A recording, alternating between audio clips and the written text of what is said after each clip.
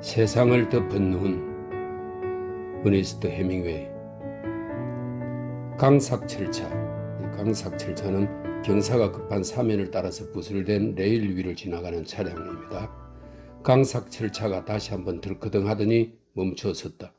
선로에 눈이 겹겹이 쌓여 더 이상은 앞으로 나아갈 수 없었다. 헐벗은 산등성이에 쌓인 눈은 휘몰아친 돌풍으로 딱딱해져 있었다.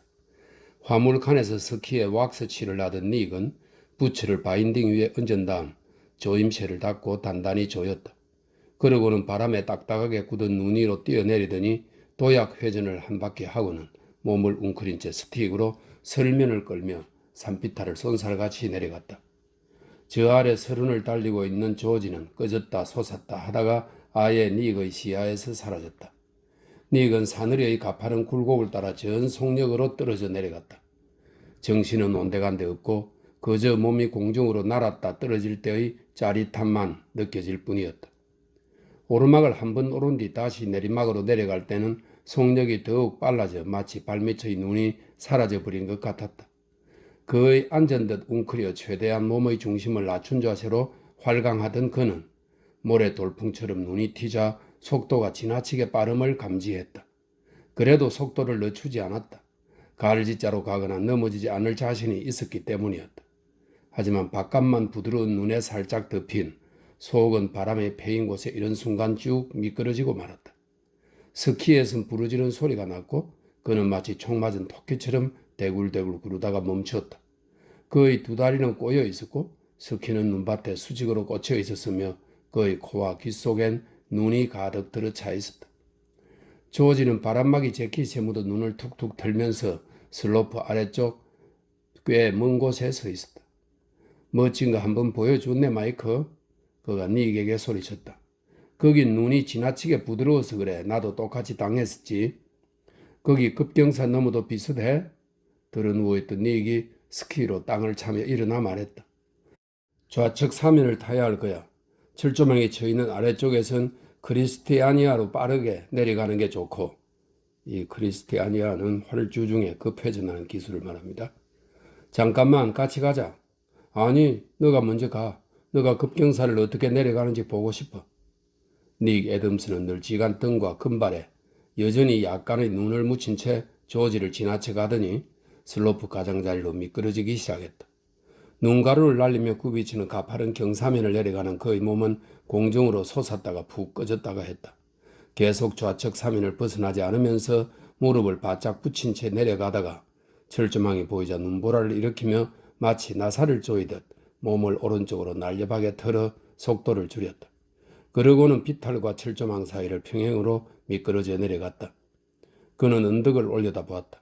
조지가 무릎을 구부린 채 한쪽 다리는 앞으로 내밀고 반대편 다리는 끄는 텔레마크 자세로 내려오고 있었다. 가느다란 곤충의 다리 같은 그의 스틱은 표면에 닿을 때마다 눈덩이를 퍼올렸다. 잠시 후 그는 무릎을 완전히 구부려 멋지게 오른쪽으로 돌더니 몸을 기울인 채 두 다리를 앞뒤로 내밀며 내려봤다. 거친 눈구름 속에서 커브를 그리는 스틱만 불빛처럼 또렷하게 보였다. 크리스티아니아를 할 땐 겁이 났어. 조지가 말했다. 눈이 너무 깊어서 말이야. 근데 너 멋지게 해내더라. 하지만 내 다리론 텔레마크는 못해. 닉이 말했다. 닉이 철조망을 스키로 밟아 내려뜨리자 조지가 그 위를 미끄러져 내려갔다. 닉도 그를 쫓았다. 둘 다 무릎을 구부린 채 그 길을 내려가다가 소나무 숲에 들어섰다. 통나무를 끄는 짐승들이 흘린 오물에 오렌지색과 담배 진 같은 노란색으로 얼룩진 숲길은 반질거리는 빙판길이었다. 눈이 쌓인 길가를 따라 스키를 타고 내려가는 수밖에 없었다. 길은 가파르게 개울을 따라 내려가다가 다시 언덕으로 이어졌다. 나무들 사이로 풍상에 삭은 길고 낮은 지붕을 이고 있는 누렇게 퇴색한 집 한 채가 보였다. 조금 더 다가가서 보니 창틀의 녹색 페인트가 벗겨져 있는 주막이었다. 닉이 스틱으로 조임쇠를 눌러 스키를 벗더니 말했다. 여기서부터 스키를 메고 가는 게 좋겠어. 그는 스키를 어깨에 메고 신발 뒤꿈치에 박힌 징을 빙판으로 찍으며 가파른 길을 올라갔다. 뒤쪽에서 역시 징을 찍으며 올라오는 조지의 숨소리가 들렸다. 그들은 스키를 주막벽에 세운 뒤 서로의 바지에 묻은 눈을 틀어주고 발을 굴러 붙여도 턴 뒤 안으로 들어갔다. 안은 무척 어두웠다. 방 한쪽 구석에 있는 커다란 도자기 난로에서 빛이 새어나왔다. 천장은 낮았다. 방 가장자리를 따라 놓여있는 와인 얼룩이 묻은 짙은색 탁자들 뒤로 반들반들한 긴 의자들이 놓여있었다. 난로가에 있는 스위스인 둘은 새로 나온 탁한 빛깔의 와인 두 잔을 놓고 파이프 담배를 피우고 있었다. 옆방에서 들려오던 노래소리가 멈추더니 파란색 앞치마를 한 아가씨가 그 방에서 나와 주문을 받았다. 시옹 한 병 주세요. 닉이 말했다. 그거면 되겠지 지지. 그럼 조지가 말했다. 와인에 대해서는 너가 더 많이 알잖아. 나야 뭐든 좋아. 아가씨가 물러갔다. 스키만큼 재밌는 건 없어 안 그래? 닉이 말했다. 긴 활강 코스를 처음 미끄러질 때의 기분이란. 아 하고 조지가 입을 댔다. 그걸 어떻게 말로 표현하겠어? 아가씨가 술을 가져왔다. 그들은 코르크 마개를 뽑느라 한참 애를 먹었고 마침내 닉이 뽑아냈다. 아가씨가 다시 물러갔다. 잠시 후 옆방에서 그녀가 독일어로 부르는 노래소리가 들려왔다. 코르크 조각이 좀 들어가 있어도 상관없어. 닉이 말했다. 케이크도 파는지 모르겠네. 물어보지 뭐. 아가씨가 다시 다가왔을 때 닉은 앞치마로 덮인 그녀의 배가 불룩한 것을 알아보았다. 임신을 한 것이었다. 닉은 처음에는 자신이 왜 못 알아봤을까 생각했다. 무슨 노래를 부르고 있었죠? 그가 그녀에게 물었다.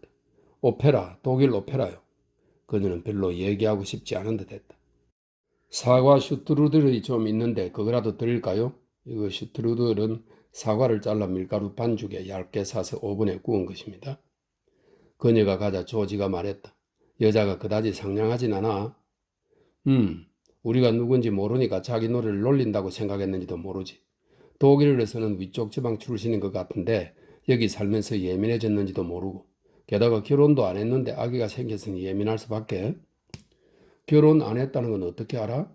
반지가 없잖아. 그리고 이 주변에 임신하기 전에 결혼한 여자들은 없더라고. 그때 주막문이 열리더니 벌목공 한 무리가 신발을 털고 안으로 들어왔다. 그들의 몸에서 김이 솟고 있었다. 여자가 3리터짜리 새 와인을 그들에게로 갖고 갔다. 모자를 벗은 그들은 탁자 두 군데 나누어 앉아 말없이 담배를 피우거나 벽에 등을 기대거나 탁자 앞으로 몸을 기울였다. 가끔씩 밖에서 날카로운 방울 소리가 들려왔다. 나무실은 썰매를 끌고 가는 말들이 고개를 쳐들 때면 나는 소리였다. 조지와 닉은 기분이 좋았다. 둘은 서로를 좋아했다. 이제 집으로 돌아가야 한다는 걸 그들은 알고 있었다. 언제 학교로 돌아갈 거야? 닉이 물었다. 오늘 밤, 조지가 대답했다. 몽트레에서 출발하는 10시 40분 차를 타야 해. 좀 더 머물 수 있으면 내일 랑디리스로 갈 수도 있을 텐데. 졸업은 해야 하니까. 조지가 말했다. 이봐 마이크, 놈팡이처럼 살 수 있다면 얼마나 좋을까? 기차를 타고 가다가 아무데나 스키 탈 수 있는 데서 내려 즐기다가 여관에서 하룻밤 자고 오브란트를 거쳐 발레로 올라갔다가 앙가린까지 갈 수 있다면 얼마나 좋을까? 배낭에 수선용 도구랑 스웨트랑 자몽만 챙겨넣고 학교도 뭐든 다 잊어버리고 살면 말이야. 그렇게 슈바르츠발트를 통과하면 끝내주게 멋진 곳이지? 지난 여름에 너가 낚시하러 갔던데 맞지? 그렇지. 두 사람은 슈트루더를 안주로 나머지 술을 비웠다. 조지는 등을 벽에 기대고 눈을 감았다. 술은 늘 이런 기분에 빠져들게 해. 그가 말했다. 나쁜 기분? 닉이 물었다. 아니, 기분은 좋은데 무언가 우스워. 알겠다. 닉이 말했다. 알 거야. 조지가 말했다. 한 병 더 할까? 닉이 물었다. 난 됐어. 조지가 말했다. 한동안 그들은 그곳에 있었다. 닉은 탁자에 팔꿈치를 댄 채 구부정하게 몸을 숙이고 있었고 조지는 여전히 벽에 기댄 채 앉아 있었다. 헬렌은 아기를 낳을 거래? 조지가 벽에서 떨어져 탁자 쪽으로 몸을 기울이며 물었다. 언제나? 내년 여름이 끝날 때쯤. 좋아? 지금은. 미국으로 돌아갈 거야? 그럴 것 같아. 가고 싶어? 아니. 헬렌은? 마찬가지야. 조지는 아무 말 없이 빈 술병과 술잔들을 바라보았다. 미국은 끔찍해. 그렇지 않아? 그가 말했다. 아니야, 꼭 그렇진 않아. 닉이 말했다. 어째서? 그냥. 닉이 말했다. 미국에서도 같이 스키 탈 수 있을까? 조지가 말했다. 모르겠어. 닉이 말했다. 하기야 스키를 탈 만한 산이 별로 없어. 조지가 말했다. 없지. 바위가 너무 많아. 나무도 너무 빽빽하고 그리고 너무 멀기도 해. 맞아, 조지가 말했다. 캘리포니아도 그래. 맞아, 내가 가본 데는 다 그랬어. 그랬지, 조지가 말했다. 다 그랬어. 스위스 손님들이 일어나 술값을 치르고 주막을 나갔다. 우리가 스위스 사람이면 좋겠다, 조지가 말했다. 저들은 모두 갑상선 종양을 갖고 있대, 닉이 말했다. 난 그런 거 안 믿어, 조지가 말했다. 나도 그렇긴 해, 닉이 말했다. 둘은 웃음을 터뜨렸다. 우린 다시는 스키를 탈 수 없을지도 몰랐니? 조지가 말했다. 타야 해. 스키를 탈 수 없다면 사는 의미가 없어. 맞아, 타야지, 조지가 말했다. 타야지, 닉이 맞장구를 쳤다. 앞으로도 스키를 타겠다고 약속하자, 조지가 말했다. 닉이 일어났다. 그는 바람막이 재킷을 단단히 여미고는 조지 쪽으로 몸을 숙여 벽에 세우던 스틱 2개를 집어들었다. 그러고는 그중 하나를 바닥에다 꽂더니 말했다. 약속이란 건 별로 좋은 게 아니야. 둘은 문을 열고 주막을 나섰다. 밖은 무척 추웠다. 눈은 단단히 얼어 있었다. 길은 산 위의 소나무 숲으로 곧게 뻗어 있었다. 그들은 주막벽에다 기대놓은 스키를 눈밭 위에 내려놓았다. 닉이 장갑을 꼈다. 조지는 스키를 어깨에 둘러매고 이미 길에 들어서 있었다. 이제 두 사람은 함께 집으로 달려갈 것이었다.